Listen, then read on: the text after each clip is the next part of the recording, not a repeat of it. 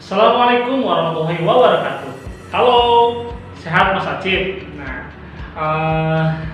pembelajaran hari ini di semester kedua ini, Mister akan memulai dari teks tanggapan kritis atau juga disebut dengan teks tanggapan tidak pakai kritis, ya. Nah, mungkin ingat ya waktu semester pertama di pas 1, Mister sempat mengulas atau sempat kita belajar tentang teks tanggapan, tentang identifikasinya. Bahkan bisa juga memberikan beberapa karya untuk ditanggapi. Nah, sekarang di semester 2 ini kita akan membahas struktur dan kebahasaan. Baiklah, untuk itu bisa sarankan Mas bawa bukunya ya. Nah, sekarang kalau sudah bawa bukunya, Mas bisa buka halaman 137, 138, dan 139. Nah, di 137 itu judul atau subjudul tentang struktur dan kebahasaan. Dan selanjutnya akan bisa jelaskan tujuan pembelajaran hari ini. Yang pertama, siswa mampu mengetahui struktur dan kebahasaan. Dan siswa bisa menemukan struktur teks tanggapan dan kebahasaannya juga. Oke, tanpa biar efektif ya waktunya, Mister akan langsung saja.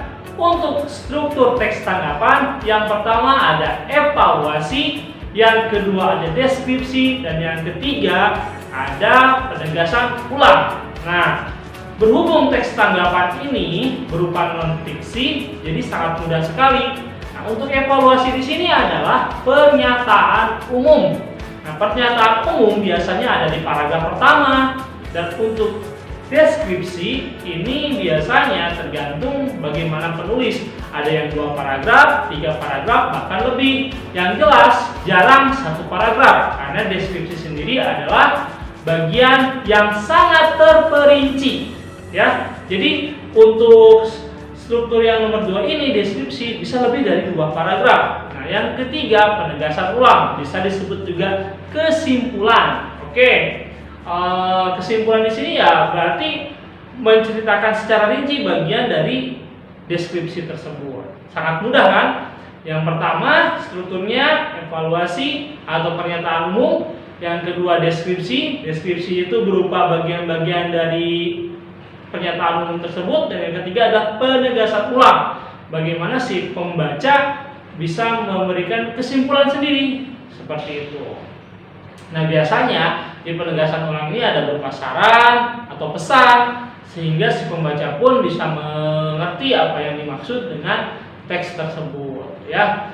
Nah, biar lebih paham lagi, silakan buka di halaman 139. Di sana kalau nggak salah membahas tentang mobil listrik. Tentu buku paketnya yang Mas Acip pegang ya, yaitu Piawai Berbahasa Indonesia kelas 3 yang diterbitkan oleh buku penerbit Erlangga. Gimana? Sudah ketemu Mas Acip?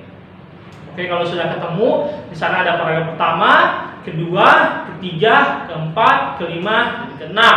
Ya, sebentar. Mister buka dulu bukunya ya. Nah, ini yang buku pegangan Mister ya. Sama kan Mas, di rumah juga. Oke, lihat 130. Nah, judulnya mobil listrik di Indonesia ya. Mas Acip nanti tunjukin aja ke Mister yang paragraf pertama ini tentang apa.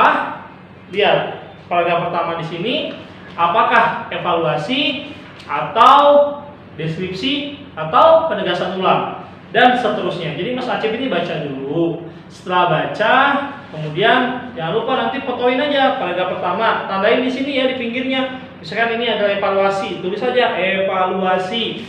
Nah, kedua di sini deskripsi, misalkan deskripsi terus saja dan seterusnya. Jadi kalau sudah mengerjakan, nanti difotokan, dikirimin ke Mister tentang tanda-tanda di sini. Atau kalau belum paham, boleh WA ya, jangan sungkan.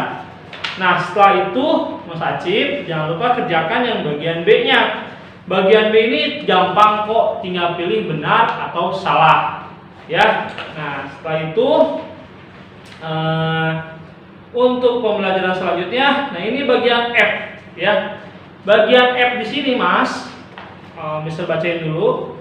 Tuliskan sebuah kalimat yang menguatkan setiap pernyataan berikut. Jadi di kalimat 1A di sini, Presiden akhirnya mendatangani peraturan Presiden Perpres tentang percepatan pengembangan kendaraan listrik. Nah, kita membuat kalimat yang menguatkan. Jadi dengan adanya tanda tangan Perpres di sini, maka Indonesia membuka kesempatan besar kepada produsen otomotif di dunia untuk membuat mobil listrik di Indonesia. Jadi penguatan terhadap teks tersebut, dan bagian B juga sama, penguatan. Jadi mengerjakan ini tuh bagaimana perintahnya. Ketika nomor 2, tuliskan sebuah kalimat yang melemahkan. Berarti Mas Aci menuliskan yang melemahkan. Begitupun yang ketiga, tulis sebuah kalimat yang berisi alasan dari pernyataan berikut. Jadi alasannya kenapa? Jadi sebab dan akibat.